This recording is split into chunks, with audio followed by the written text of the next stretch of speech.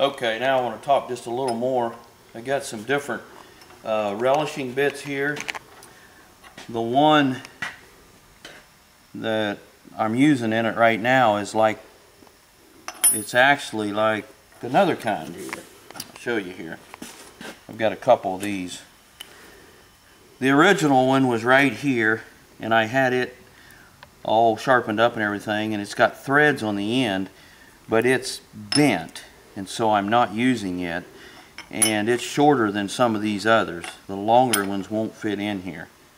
But the type we're using right now, they're a 5/8, and they just got a small little point on the end, and it seems to work real good. You don't split your tenon or have a problem that way. And I had to have this end machined down to fit. Actually, I guess this is a 9/16 is what it is. Yeah, it's a 9/16. And the original one was a 9/16. Now it seems like some of these are 5/8, so either one would probably work. So I just wanted to go over them there. Then we want to get a look here at the actual head here. This was the original head as far as I know. It was bead blasted and cleaned up, resharpened. The slotted knives were all cleaned up, and it's got scoring knives. I don't know whether necessarily need them or not, but we're running the bit about 3/32 away from the edge of the scoring knives, and we've got just the point sticking past the cutting circle. Now this little shoe here is actually a chip breaker. So when a person wants to haunch and relish, you have to have your bottom rail tenon, so you have a shoulder.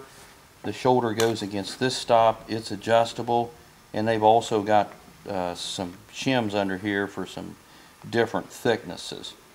So you basically take that over there. This here stop is usually set it just a little loose so you can slide your next one in.